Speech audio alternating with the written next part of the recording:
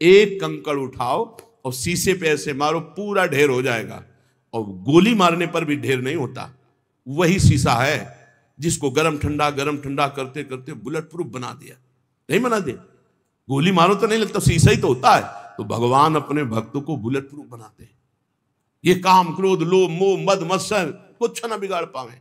अरे बोले भगवान का दास है, देखो ना कितनी निंदा, कितना अपमान, कितनी प्रतिकूल, लेकिन विचलित नहीं हुआ। ये अपने मार्ग में दृढ़ रहा, तभी तो हम उनके चरित्र पढ़ते हो, जय जयकार उनकी करते हैं। ये भगवान बनाते हैं। अभी हम बहुत कमजोर शीशे की तरह हमारा दिल है। चुप रहो, समर्पित हो गए हो। अब अनुकूलता प्रतिकूलता, विपत्ति तिरस्कार मान सम्मान सब देते रहेंगे। कभी ठंडा कभी गर्म, कभी ठंडा कभी, इतना मजबूत कर दिया कि आप द्वंद्व विमुक्ता सुख दुख संगई। न किसी भी द्वंद्व का कोई प्रभाव नहीं। द्वंद्व विमुक्ता, निर्द्वंद स्थिति, कोई प्रभाव नहीं। दुख सुख का, मान अपमान का, लाभान। अभी देखो क्या स्थिति। हमारे भगवान कृपा न करे तो द्वंद्व विमुक्ता कैसे बनोगे? कैसे उस महाआनंद को सहोगे जब थोड़ा सा अपमान नहीं सह सकते, थोड़ी गाली नहीं सह सकते? कौन क्रोध निर्दयो, कौन ऐसा है जो काम से क्रोध से जिसका हृदय जला ना हो? वही जहां नाम जब चल रहा है, जो भगवान के आश्रित है। एक बार नहा के आ रहे हो, थूक दे तो कैसा लगेगा? चलो एक बार सह लेंगे, 2 बार, 100 बार एक नाथ जी के ऊपर थूका। गोदावरी स्नान कर बार बार थूक रहे हैं ऊपर से। एक बार देखा भी नहीं, 100 बार नहा के आए, एक बार भी क्रोध नहीं आया। वो उतर के आया, साष्टांग प्रणाम किया, क्षमा करो मुझसे गलती हुई। नहीं भैया, बड़ी कृपा हुई आपसे, गलती कहां हुई? एक दिन स्नान एक बार करने आता हूं, आपने एक दिन में 100 बार स्नान करवाया, ये आपकी कृपा से हुआ। ये भक्त हृदय जो भगवान से चित्त जुड़ा है, वो वहां लाभ देख रहा है, कृपा देख रहा है। वहां दोष दर्शन नहीं कर रहा कि मैं स्नान करके आ रहा हूं, ये ऊपर से खड़ा बालकनी से बार बार थूक रहा है हमारे ऊपर। ये विचार आ जाए कि मेरे भगवान मेरे पर कितनी कृपा कर रहे हैं कि हर बार मुझे एक रोज में एक बार गंगा, और यहां एक रोज में 100 बार गंगा स्नान। ये विचार बहुत बड़ी सिद्धि है। विचार ही बहुत बड़ी उपलब्धि है। विचार ही हमारे जीवन को उज्जवल बनाते हैं। विचार ही नीच गिरा देते हैं। विचार ही जीवन मृत्यु तुल्य कर देते हैं। भजन से क्या मिलता है? उत्तम विचार। उत्तम विचार 1 सेकंड में हर विकार को मिटाकर भगवत स्वरूप में स्थित। कामवश के ही नहीं कीन्हो, कौन ऐसा है जिसको काम ने अधीन न कर लिया? और जिसने अपने अहंकार को भगवान के चरणों में समर्पित कर दिया, उसको काम अधीन नहीं कर सकता। थोड़ा भी अहंकार है तो काम वहां बैठा हुआ है, क्योंकि अहंकार में ही कामना है। स्वरूप में कभी कामना जागृत हो ही नहीं सकती। जो हमारा स्वरूप है उसमें कभी कोई अभाव नहीं, उसमें कोई कामना नहीं। शरीर में अभाव ही अभाव है। जब तक हम अपने को स्त्री पुरुष मानेंगे तब तक कामनाओं का ये सिलसिला चलता रहेगा, इसे हम नहीं रोक पाएंगे। जब स्वरूप बोध होगा तभी कामनाएं रुकेंगी, या जब अहम भगवान के चरणों में समर्पित होगा तो रुकेंगी। तो काम का प्रभाव कहां होता है? जहां अहम समर्पित नहीं हुआ, जहां निरंतर नाम जप नहीं होता। ठाकुर हरिदास जी के पास वैश्या गई 3 दिन बराबर श्रृंगार करके, लेकिन ना नाम जप में रुकना है और ना दासत्व में कोई कमी है। तो 3 दिन में वो खुद दासी बन गई, हरिनाम जपने लगी, और गई थी हरिदास जी को भ्रष्ट करने, और वो स्वयं भ्रष्ट आचरणों से मुक्त होकर भगवत स्वरूप मार्ग का अनुसरण कर। ये है प्रताप, जो भगवान में अहंकार समर्पित करके नाम जप कर। को न लोभ दृढ़ फंद बांध त्रासन कर दीन हो। किसके इतना विवेक बल जागृत हो जाता है कि लोभ ना बांध पावे? वही जिसको नाम का लोभ है। लोभ फांसी में उसी का गला नहीं बंधता जिसके गले में गोविंद का नाम चलता रहता है, पक्का समझ लो। लोभ पास जई गल न बंधाया, सोनर तुम समान रघुरा। ये लोभ उसी की फांसी की तरह गले को बांध लेते जहां नाम जप नहीं चलता। लोभ में लोग क्या क्या पापाचरण कर रहे हैं, खुला जान रहे हैं कि ये दीन है, ये गरीब है, ये निर्दोष है। रुपया मिल रहा है, पद बढ़ रहा है, हमारा लाभ हो रहा है, उसका नाश हो रहा है। तो तुम्हारा लाभ कैसे हो जाएगा? तुम्हारा नाश तो हो ही जाएगा। अपने सुख के लिए लोभ से युक्त होकर के दूसरों को दुख देने वाला त्रिभुवन में कोई हो, कभी भी कहीं भी वो सुख का अनुभव नहीं कर सकता। पक्का समझ लो, चाहे वो शास्त्राबाहु अर्जुन जैसा महाबली क्यों ना हो, जिसे भगवान दत्तात्रेय जी का आशीर्वाद प्राप्त था, सिद्धियां चरणों में लौटती थी, काट के फेंक दिया भगवान ने ही अवतार लेकर परशुराम रूप में। जो दूसरों को दुख देता है, अपने लोभ के लिए दूसरों को कष्ट देता है, दंड देता है, वो कहीं भी बैठा हो, ऐसा बुरा नाश होगा उसका कि कहीं संभलने का कोई भी चांस नहीं मिलेगा। जिसके गले में नाम चल रहा है, गोविंद गोविंद राधा राधा राधा राम हरि कृष्ण, जो भी, उसको लोभ पास जय गल न बंधा। ये लोभ रूपी फांसी उसके गले में नहीं पड़ेगी। विचार बता रहे, भजन से क्या होता है? इस भजन सारथी सुजाना, बुद्धि रूपी सारथी बड़ा सुजान हो जाता है, सतमार्ग रूपी पथ पे इंद्रिय रूपी घोड़ों को ले जाता है, मन रूपी लगाम खींच करके।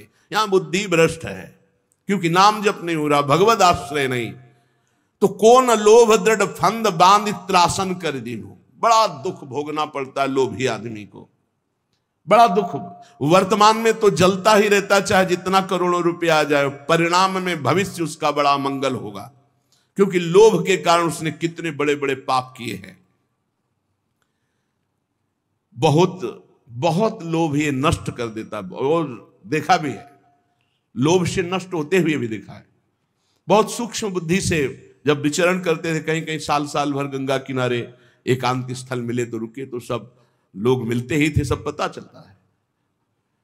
ये लोभ जो है बुद्धि को इतना अधीन कर लेता है। वैसे सिद्धांत कहता है, धन गया तो कुछ नहीं गया, स्वास्थ्य गया तो कुछ गया, और चरित्र गया तो सब कुछ गया, ऐसा कहा जाता है। सिद्धांत जो है वो ये कहा गया है। अब अंग्रेजी तो याद नहीं, इसको अंग्रेजी में कहा गया, money is lost, nothing is lost, health is lost, something is lost, और character is lost, everything is lost. सब नष्ट हो गया। अगर चरित्र चला गया तो सब चला गया। आज क्या है? कौन हृदय नहीं लाग कठिन अति नारी नयन सर।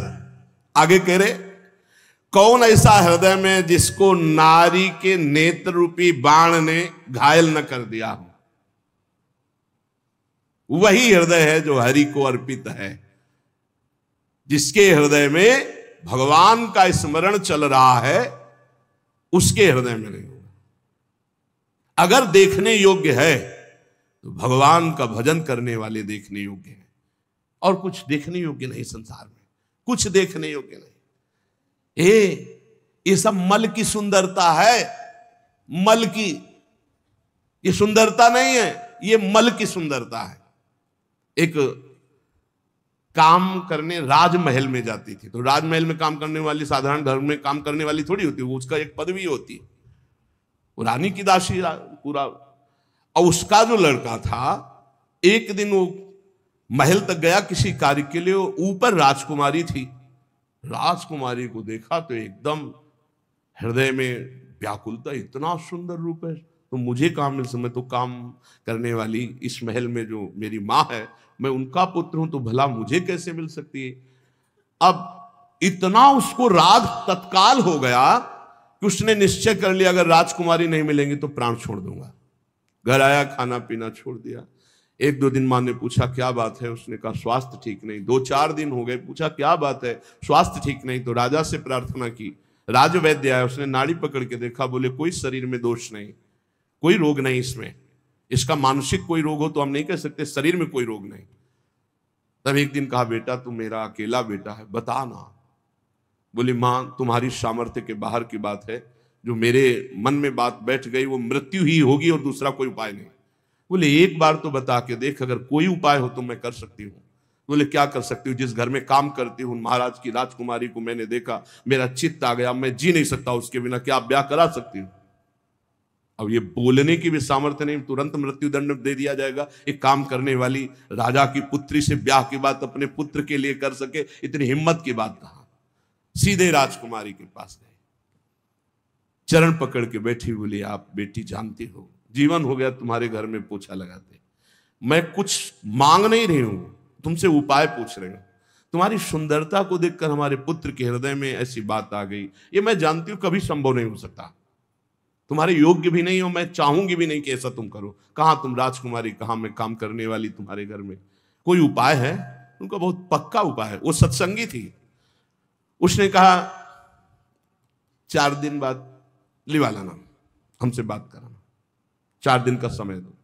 और वैद्य से ऐसे जमाल गोटा टाइप लिए जो खूब दसियों सोच 4 दिन, और सोने के कलशों, राजकुमारी थी, भरवा दिया।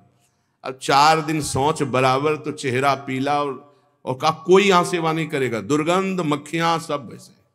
अब वो चेहरे की कांति जो चमक रही थी, बुलाया, वहीं जो कमरा वहीं से ऐसे करने लगा। बोले नहीं, ये इसी में राजकुमारी है। और घड़े खुले एकदम रखे, मल दुर्गंध है। उसने कहा कैसे में राजकुमारी रहती है? अंदर गए तो उठाया उसको। 4 दिन से बराबर सोच हो रही थी, चेहरा एकदम पीला, एकदम ऐसा। तो उनका वो राजकुमारी कौन है जिनको छत में देखा? बोले हम ही को देखा। बोले वो सुंदरता कहाँ है? बोले घड़े में भरी है, ये घड़े में वही सुंदरता भरी। अच्छी, हमें ब्याह नहीं करना। कहा तुम्हारा लड़का बच गया। हृदय में ये जो सांसारिक आकर्षण है, वो आप ये समझ लो मल का आकर्षण है। निर्मल आकर्षण तो भगवान के भजन का या श्री भगवान का आकर्षण होता है। निर्मलता, ये मलिन है, ये मल है। अगर आपको भजन मार्ग में चलना है तो इसीलिए है कि सहसा किसी के मुख की तरफ मत देखो, नीचे देखो। भगवान की मुस्कुराहट से ही माया का प्रादुर्भाव हुआ है। इंद्रियां बहुत बलवान इंद्रियगमो विद्वानम अपि कर्षति। भगवान व्यास देव जी ने इस श्लोक के ऊपर अर्धाली में लिखा कि अकेले में माता के पास, बहन के पास, बेटी के पास भी एकांत में बहुत देर नहीं रहना चाहिए। तो जैमिनी जी खड़े हो गए, उन्होंने कहा प्रभु ये बात तो समझ में नहीं आई कि विद्वान है, शास्त्र ज्ञानी है, फिर भी वो अपनी माता बहन के पास बहुत देर एकांत न रहने, तो बलवान इंद्रियगमो विद्वानम अपि कर्षति, विद्वान को कैसे खींच सकती है? अब जैमिनी जी बहुत बड़े विद्वान हैं वेद के, और शिष्य तो शिष्य ही भगवान श्री कृष्ण द्वैपायन के। व्यास देव जी ने कहा कुछ दिन के लिए हमें बद्री नारायण जाना है, आप इस आश्रम को संभालिए, आप श्रेष्ठ हैं, और फिर आकर मैं उत्तर दूंगा। वो समझ ही नहीं पाए। शाम के गंगा स्नान करके सब संध्या वंदन करके लौट रहे थे, हल्की सी बदरिया छाई, रिमझिम पानी होने लगा, और 9 किशोर अवस्था और पैरों में नूपुर बंधे हुए छम छम करते हुए सामने आ गए। चरणों को देखा, इतने सुंदर श्याम वर्ण चरण। श्री कृष्ण द्वैपायन भगवान व्यास देव जी भी श्याम वर्ण के ही है। आवाज, मेरी रक्षा करो, मैं जंगल में अकेली फंस गई हूं, अगर आज रात्रि आपके यहां रुक गई तो सुबह मैं अपने नियत स्थान को पहुंच जाऊंगी, नहीं तो आप समझते हैं स्त्री शरीर है, कोई बाधा हो सकती है। नहीं नहीं, गुरु जी है नहीं, और सब ब्रह्मचारियों का आश्रम है, यहां स्त्री का प्रवेश नहीं। अरे इस समय मैं शरणागत हूं, शरणागत के लिए स्त्री पुरुष या पशु पक्षी नहीं देखा जाता, जो शरण में आ जाए उसकी रक्षा की जाती। अब भगवान व्यासदेव जी से बढ़कर ज्ञानी कौन होगा? उनका हाँ ये बात तो है, शरणागत की रक्षा तो हम एक कुटिया दे सकते हैं, और रात्रि में तुम्हें कुटिया नहीं खोलनी। मेरा नाम जैमिनी है, मैं भी आदेश करूं तो भी नहीं, यहां का मैं प्रभारी हूं। यहां की मुझे पूरी सुरक्षा दी गई है कि हर ब्रह्मचारी की सुरक्षा करते हुए मेरे गुरुदेव भगवान श्री कृष्ण द्वैपायन व्यासदेव जी का आदेश है, इसलिए मैं भी आकर रात्रि में कहूं तो तुम कुटिया मत खोलना। बस जैसी आज्ञा महाराज, बस हमें तो शरण मिल जाए रात्रि भर की, और छम छमा के आगे। चरणों को ही देखा था। कौन सी कुटिया है महाराज जी? अब उस कुटिया में जब अंदर से बंद कर ली तब आप आए। और संध्या वंदन के बाद जब गुरु जी का ध्यान करके भगवत ध्यान में लगे तो वही नूपुर, वही छमछमाहट, बार बार आवाज काटना चाहे पर वो आवाज कटे ही ना। बोले बाद में ध्यान करेंगे, पहले पूछते हैं कि तुम आई कहां से हो रात्रि में, अभी तक तो पूछा ही नहीं, नाम क्या है तुम्हारा, और तुम यहां फंस कैसे गई जंगल में। अब जो है वो दूसरी बात हो गई। गए और उनका कि दरवाजा खोलिए, उनका नहीं दरवाजा नहीं खुलेगा, जैमिनी ऋषि का आदेश है। बोले मैं जैमिनी बोल रहा हूं। बोले नहीं नहीं, उन्होंने कहा था मैं भी कहूं तो मत खोलना। तो अब वहां कोई लिंटर तो पड़ा नहीं था, बहुत फूस की झोपड़ियां, खपरेला होते थे, मिट्टी की दीवार, बांस की फंटी, उसके ऊपर खपरेला हटाया, बांस की फंटी हटाई, नीचे कूद गए। जो रूप देखा तो ऐसा श्यामता, कोटि कोटि कंदर्प को भी मर्दन करने वाला वो रूप, 9 किशोर अवस्था, विशाल नेत्र, कपोल चमक रहे नील कमल के समान। ऐसे लंबी सांस ली, हक से हो गया वैसा रूप। भगवान है, श्री कृष्ण द्वैपायन भगवान के अवतार है। कैसे आगमन, ढेर हो गए महाराज। कैसे आगमन हुआ? ढेर का मतलब सब इंद्रियां, मन, बुद्धि सब आसक्त हो गई उसी में। हम बहुत ज्यादा तो प्रश्न नहीं करेंगे, बस एक ही प्रश्न करेंगे। अब सब भूल गए। क्या तुम मुझे वरण कर सकती हो? आप जैसा ऋषि बोले तो प्राण अर्पित है महाराज। पर हमारे पूर्वजों में एक प्रथा चली आ रही कि आप जहां स्नान करने जाते हैं ना, वहां एक कालिका का मंदिर है। तो जो दूल्हा बनता है पूरा मुंह काला करके दुल्हन को पीठ में बैठाल के मंदिर तक ले जाता है। तो यहाँ आसपास तो मंदिर है नहीं, वही कालिका जी का मंदिर है। आप अगर रात्रि में मुझे अपना मुंह काला करके और वहां तक बैठाल के पीठ में ले जाएं, पक्का ब्याह। तो सोचा रात्रि का समय, सब ब्रह्मचारी, कोई ध्यानस्थ है, कोई भजन परायण, कोई शयन में है, मुंह काला करने में क्या लगता है। कोयला लिया, अपना मुंह काला किया, बोलो बैठो जल्दी पीठी में। रफ्तार से घुटनों के बल काफी समय तो लगा है, बीच बीच में 2-4 चपत तो उन्होंने सोचा चपत जमा ले, कोई बात नहीं। मंदिर के पास गए, खींच के 2-3 थप्पड़ मारे। ये कौन सी परीक्षा है? और जब देखा तो दाढ़ी और अरे गुरुदेव बोले बलवान इंद्री ग्रामो विद्वान व पिकर से। बोले हाँ गुरुदेव, विद्वान व पिकर सती, विद्वान को भी खींच सकती है। नारी नयन सर जाहि न लागा। कौन ऐसा है? कौन ऐसा है जो भगवान मानता है? वो ऐसा है, ये भगवान है, बस इतना। जैसे भगवान ने मोहिनी रूप धारण किया, देवता और असुर जब समुद्र मंथन किए, तो जब समुद्र मंथन से अमृत आखिरी में निकला तो असुर लेके भाग गए। तो देवताओं के ओठ सूख गए कि प्रभु इनके हाथ से अब हमें मिलने वाला। बोले नहीं, बिना झगड़े के, बिना परिश्रम के अपने आप अमृत दे देंगे। बोले प्रभु ऐसे कैसे दे सकते हैं? आप सारंग धनुष धारण करें तो भी भय से नहीं देंगे, ऐसे ऐसे हिम्मती देते हैं, सारंग से नहीं देंगे। नहीं, ये हमारे नेत्र बाण से बिंध कर अपने आप अमृत कलश देंगे। 1 सेकंड लगा, वो मोहिनी रूप छम छम करते हुए भगवान। देवता मुस्कुरा दिए। किसी को भी देवता को मोहित नहीं किए मोहिनी भगवान। क्यों? क्योंकि उनको पता है हरि है, ये हरि है। समझ रहे हो ना? एक भी देवता लुभायमान नहीं हुआ, क्योंकि पता है हरि है। और दैत्यों की तरफ जे ही गए, इतनी सुंदर तो आज तक देखा ही नहीं था किसी को, कोई है ही नहीं सुंदर। ब्रह्मा ऐसी बना ही नहीं सकते, ब्रह्मा नहीं बना। एक से एक सुंदर है ब्रह्मा की बनाई हुई। ब्रह्मलोक में ऐसी अप्सरा कि तिल भर देख ले तो मुनिजन मूर्छित हो जाती, तिलोत्तमा आदि। और स्वर्ग में तो भीड़ लगी हुई अप्सराओं की। भगवान को देख करके अमृत कलश हाथ में भूल गए। तब कहा देखो भाइयों, आपस में लड़ने की जरूरत नहीं, अमृत कलश सुंदरी को दे देते हैं और ये जिनको जिनको पिलाएंगे हम राजी। भगवान ने कहा तो हमको क्या समझते हो? अरे हम छलिया हैं, हम किसी की नहीं होती। अरे बोले तुम कुछ भी, और इतना कह के ना कि हम छलिया हैं किसी के लिए, तो ऐसा मुस्कुरा दिया, तिरछी कटाक्ष मारी, मानो ये ले अमृत कलश। बूंद नहीं पिलाया दैत्य को, सब देवताओं को पिला। लेकिन एक भी देवता मोहिनी भगवान से मोहित हुआ हो तो हमें बताना। क्यों? क्योंकि मेरे भगवान है जो हर स्त्री में भगवत भाव करता है। पवित्र भाव मेरे गोविंद इन रूपों में है। उसके हृदय को कभी भी कोई भी सुंदरता नहीं भेद सकती, क्योंकि सुंदरता के समुद्र भगवान, सुंदरता की सीमा हमारी प्यारी जो।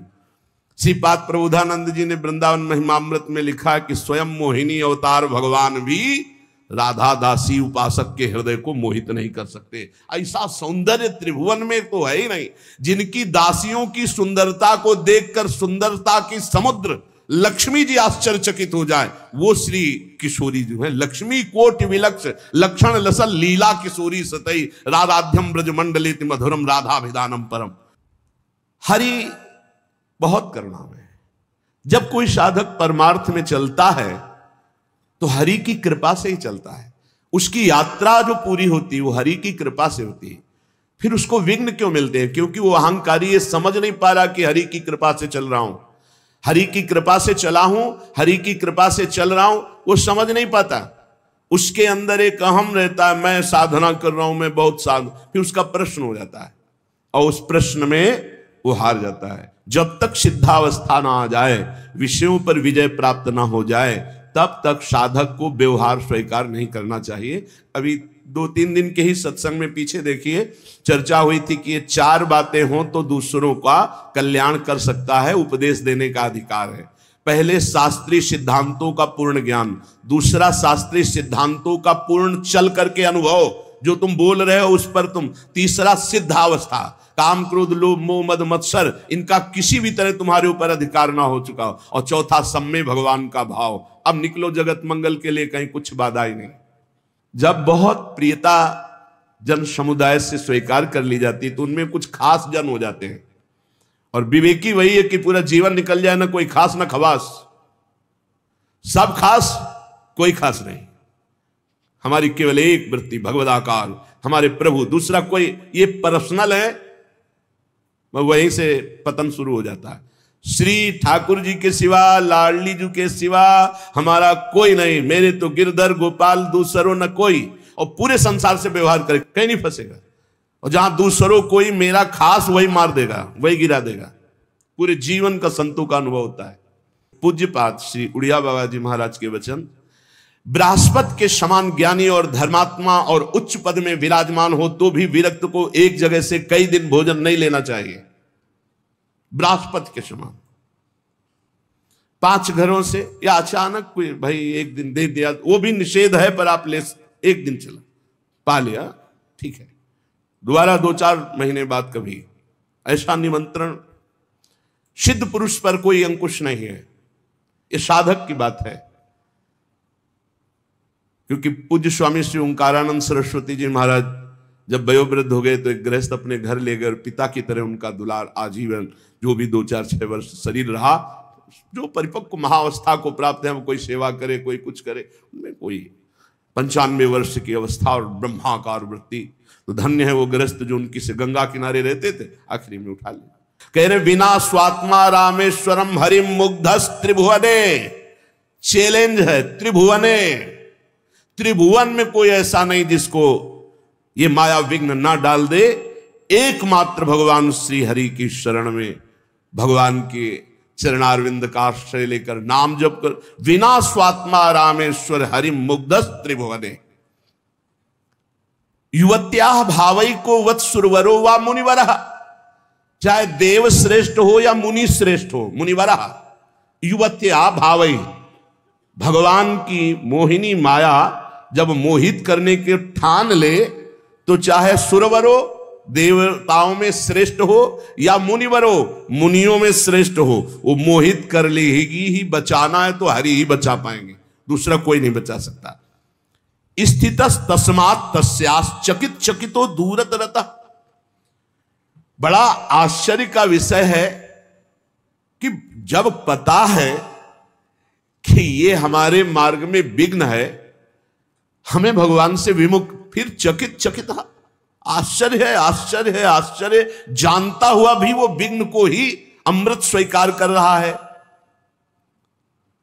जाए सो सुभट समर्थ पाइरन रारिना मंडई, जाए सो जति कहाय विषय वासना न छंडई, जाए धनिक बिनु दान जाए निर्धन बिनु धर्महि, जाए सो पंडित पढ़ि पुराण जो रत्न सके सुकर्महि, सुत जाए मातु पितु भक्ति बिनु तिय सो जाए जय पति नहित, सब जाए दास तुलसी कहे जो न राम पद नेहु नित, सब जाए दास तुलसी कहे जो न राम पद नेहु नित। समर्थ वीर कौन है? जब वीर से योद्धा से अवसर पड़े और फिर वहां बात नहीं, अपनी वीरता दिखावे, उसे वीर कहते हैं। वही बात करे कि जाए सो जति कहाय विषय वासना न छंडे। प्रवचन बहुत बढ़िया दे लेते हूं, बहुत बढ़िया ज्ञान है, लेकिन जब काम क्रोध लोभ मोह मद सूरवीर ने ताल ठोकी तो मुंह भरा गिर गए। तो काहे के तुम योद्धा, काहे के जति, काहे के बैरागी, काहे के तुम साधक, और काहे के साधु। सन्यासी विरक्त वैष्णव भगवत मार्ग का पथिक कहला करके वासना पर विजय नहीं प्राप्त की, काम क्रोध पर विजय नहीं प्राप्त की, तो तुम्हारा व्यर्थ है वैराग्य धारण करना। जैसे सूरवीर बड़ी बड़ी डींगे हाँकता नहीं है, वो वीरता करके दिखाता है, और कायर घर में बैठ के डींग हाँकता है, और जब वीरता की बात आती है तो भाग पड़ता है। तो वैराग्य की केवल बात कर लेना, प्रवचन कर लेना या प्रवचन सुन लेना, ये कोई विरक्तता नहीं है।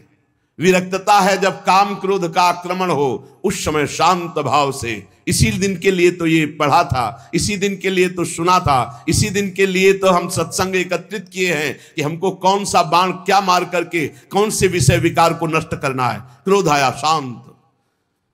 मेरे भजन को छीन करने के लिए सामने माया रचना रच रही है। नहीं, ऐसा नहीं। तो फिर मेरे भगवान मेरे सामने है, दूसरा कोई नहीं, मुझे सहन ही करना है। कितने बाण सामने हैं, बार बार वो विचार के द्वारा उसको शांत कर देता है। एक सूत्र नहीं, दूसरा सूत्र, दूसरा सूत्र नहीं, तीसरा सूत्र। मेरा प्रारब्ध क्षय हो रहा है। कई बातें एक साथ विचार में लाकर क्रोध को शांत कर लिया, काम को शांत कर। इसीलिए तो ज्ञान है। ज्ञान दूसरों को सुनाने के लिए नहीं। गोस्वामी जी कह रहे, वो विरक्त, वो भगवत मार्ग का पथिक, वो वैष्णव, वो भगत, भगत नहीं, जो ज्ञान दूसरों को बघारता है। जब अवसर आया अपने पर विजय प्राप्त करने के लिए तो फैल गिरा। किस बात का सूरवीर, किस बात का वो योद्धा? जिसके पास खूब धन है और वो दान नहीं करता, दूसरों को सुख नहीं पहुंचाता, वो धर्माचरण शून्य, वो व्यर्थ हो जाता है, नष्ट हो जाता है। जो बहुत शास्त्रों का ज्ञान प्राप्त किए, बहुत पंडित है, पुराण पढ़े हुए है, लेकिन वो धर्म के विरुद्ध आचरण करता है, नष्ट हो जाता है। जो माता पिता वयोवृद्ध हो गए, अब कुछ करने लायक नहीं रह गए, उनकी समर्थ पुत्र सेवा नहीं करता, वो नष्ट हो जाता है। जो अपने पति को भगवान का साक्षात स्वरूप मान करके आराधना नहीं करती, वो पत्नी नष्ट हो जाती है। जो अपनी पत्नी पर अर्धांग की भावना न करके इधर उधर वृत्ति ले जाता है, वो पति नष्ट हो जाता है। गोस्वामी जी कहते हैं, जो उसने भगवान का भजन नहीं किया, वो कोई भी हो सब प्रकार से नष्ट हो जाएगा। सब प्रकार से अंततो गत्वा वो नष्ट ही हो जाएगा। को न क्रोध निर्दयो, काम बस के ही नहीं कीन्हो, को न लोभ दृढ़ फंद बांध त्रासन करि दीन्हो, कौन हृदय नहीं लाग कठिन अति, नारी नयन सर लोचन जुत नहीं अंध भयो, श्री पाई कौन नर, सुरनाग लोक महिमंडल हूं को, जो मोह कीन हो जय न, कह तुलसीदास सो उबरे, जहि राख राम राजीव नयन। कमल नेत्र भगवान श्री कृष्ण, श्री हरि, श्री राम, जिसको रख लिए वही बच पाया। कौन क्रोध निर्दय हो, किसको क्रोध नहीं दिला देगा? एक छोड़कर, जिसको भगवान का दृढ़ भरोसा और भजन में दृढ़ स्थिति है, क्रोध खाली कर देता है। बहुत भजन का आनंद उमग रहा हो, किसी पे क्रोध कर लो, फिर देखो आप कितने घंटे खाली रहते हो। भजन करने पर भी शुष्कता, कोई आनंद नहीं, कोई सुख नहीं मिलेगा। क्रोध तत्काल तप भजन के जो फल है उनको छीण कर देता है। क्रोध बहुत हानिकारक है, क्रोध नहीं करना चाहिए। क्रोध आता क्यों है? द्वेष पर। द्वेष होता क्यों है? राग से। किसी वस्तु व्यक्ति स्थान में जब राग होता है और वो हमें प्रतिकूलता देता है, तो हम अंदर हमारे द्वेषात्मक क्रोध आ जाता है। क्रोध की उत्पत्ति राग से होती है। राग रजोगुण से होता है। रजोगुण में ही काम वास करता है। कामा संजायते क्रोधा, कामना की आपूर्ति में क्रोध का। तो कामना रजोगुण से राग, और राग से ही द्वेष का प्रादुर्भाव होता है। जब हम जिस पर राग करते हैं उससे प्रतिकूल व्यवहार हुआ, कामना हमारी पूर्ति नहीं होती, तो हमें क्रोध आ जाता है। इसमें हमारी त्रुटि है कई तरह से। जैसे हम चाहते हैं कि हमें गाली न दे, पर वो गाली दे। हम क्यों चाहें कि हमें गाली न दे? नहीं, हमारे प्रभु की इच्छा है कि ये गाली दे, तो अब मौज से गाली दे। तुम दो, हम सुनेंगे, हम सुनेंगे, क्योंकि मेरा कोई प्रारब्ध है, या मेरे प्रभु ही मेरे हृदय को मजबूत कर रहे हैं। ऐसे ही हम किसी के विषय की निंदा, जैसे हम किसी को देखते हैं तो दृश्य कुछ और हो सकता है और भाव कुछ और हो सकता है, तो हम किसी की निंदा ना करें और ना किसी की निंदा सुने। देखा हुआ दृश्य भी झूठा हो सकता है, सुनी हुई बात भी झूठी हो सकती है। और हमको सब में भगवान देखना है, हम भक्ति के मार्ग में चले तो हम दूसरे की निंदा क्यों सुने? दूसरे की निंदा सुनना, दूसरे की निंदा करना, ये हमारे लिए बहुत बड़ा घातक होगा परमार्थ में। और लोग बड़े मनोरंजन से सुनते हैं, अच्छा ऐसा हो, तुरंत रोक देना चाहिए। हमसे ये बातें मत करो, यदि प्रभु की चर्चा करनी तो करो, नहीं जो जैसा कर रहा है तेरे भावे जो करे, भलो बुरो संसार नारायण तू बैठ के अपनो भवन बुहार। कोई तुम्हें चिढ़ाए चिढ़ो मत, कोई तुम्हें झुंझलाए झुंझलाओ मत, खींचो मत, मन में क्रोध मत आने दो। न जबान बिगड़ने पावे न मन बिगड़ने पावे। जब जबान में क्रोध आ जाएगा तो गंदी बातें निकलने लगेगी, गाली निकलेगी, कटु वचन निकलेंगे जो उसके हृदय में जाकर चुभेंगे। ना दिमाग खराब होने पावे ना जबान खराब होने पावे। क्रोध आए शांत, राधा राधा राधा। यदि ऐसा कर सकोगे तो दुख और संकट कभी तुम्हें परास्त नहीं कर पाएंगे। यदि तुम किसी की निंदा नहीं करोगे, किसी को दुख नहीं दोगे, कभी क्रोध नहीं करोगे, तो संकट, विपत्ति, दुख ये अपने आप नष्ट हो जाएंगे। आपको बहुत सामर्थ्य प्राप्त होगी। ये आशा करो, इतना मेरे से भजन बने, इतना भजन हर समय बने कि हमें किसी से बात करने की फुर्सत न मिले। हे भगवान, हमको ऐसा भजन दे दो कि मैं किसी से बात करना अच्छा ना लगे, हर समय आपके भजन में डूबी रहे। और ये आशा मत करो कि तुम्हारी कोई बात माने। प्राय अपने लोग अपने को बहुत अच्छा साधक समझते हैं, दूसरे को समझाना चाहते हैं। प्राय हम देखा है, ये मन में गुदगुदी रहती है समझाने की, प्रवीणता की। उसे जब तक भगवत साक्षात्कार ना हो तब तक ये आदत ना आने पावे तो बहुत अच्छा है। भगवत चर्चा करो, अपने में प्रवीणता मान करके, आरोपित करके दूसरे को समझाने से अपना पतन हो जाता है। तुम्हारी बात माने, तुम्हारी बात का समर्थन करें, तुम्हारे आज्ञाकारी बने, ये सब बातें हटा दो। ये सब बातें हटा दो यदि शुद्ध साधना करना चाहते हो। तुम दूसरों की बात मानो, तुम दूसरों की आज्ञा पे चलने की सोचो, तुम दूसरों के अनुकूल बनने की सोचो, दूसरों को अपने अनुकूल बनाने की चेष्टा मत करो। अगर ऐसा तुम करोगे, दूसरों को उपदेश देना, उनको अनुकूल बनाना, उनको अपनी आज्ञा पे चलाना, तो याद कर लो तुम्हारा भजन छूट जाएगा। निराशा, दुख, अपमान का बोध और विषाद, ये चार बातें तुम्हारे हृदय में आ जाएंगी। भजन छूट जाएगा, निराशा आ जाएगी, दुख होगा, अपमान का बोध होगा और विषाद, विषाद के वशीभूत हो जाओगे। हमने ऐसा कहा, इसने मेरी बात नहीं मानी, हमने इतनी बढ़िया बात बताई हो, देखो ऐसे चल रहा है। नहीं, धैर्यवान बनो, जनेंद्रिय और रसेंद्रिय को काबू में रखो, शांत रहो, सहनशील बनो। जगत भगवान का विचित्र माया कार्य है, तुम्हारे द्वारा सुधरेगा नहीं है, तुम्हारे द्वारा नहीं सुधरेगा। इसमें क्या हो रहा है, क्या करना है, क्या नहीं करना है, ईश्वर जाने। तुम अपना सुधार कर लो। तुम अपनी छोटी से छोटी गलती को भी क्षमा मत करो। तुम उसी विचार में रहो, तुम्हारे अंदर कोई गलती घर न कर पावे। दुनिया भर की गलती सुधारने का तुमने ठेका नहीं लिया, या तुम्हें अधिकार भी नहीं दिया भगवान ने कि तुम किसी को गलत साबित करके उसको, तुम अपनी गलती देखो, अपनी गलती दूर करने के विषय में रहो। अनोखी दिव्यता तुम में आ जाएगी। एकमात्र भगवान सब कुछ है, यही अनुभव होना दिव्यता है। भगवान के अतिरिक्त बाहर और भीतर कुछ नहीं। ये सब पंचभूतों के रूप में भी भगवान है। मन में दोषों को, व्यर्थ विचारों को, दूसरे की बातों को निकाल कर फेंक दो और भगवान का नाम निरंतर जपते हुए इस जीवन को पूर्ण करो। शेष चर्चा आगे। श्री राधा वल्लभ लाल की।